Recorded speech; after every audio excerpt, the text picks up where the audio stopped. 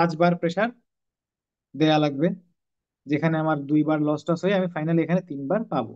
বা তার থেকে আসলে আমার মার্জিন, সেফটি মার্জিন রাখতে হয়। ওভারঅল আমি মনে করেন এখানে 7 বার দিলে it is good enough for me.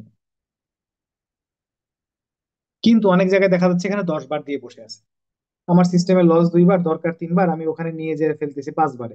Unnecessary প্রেশারিং, তখন আমার ওখানে প্রেশার রেগুলেটর দিয়ে প্রেশার কমাই ওখানে দেওয়া লাগতেছে।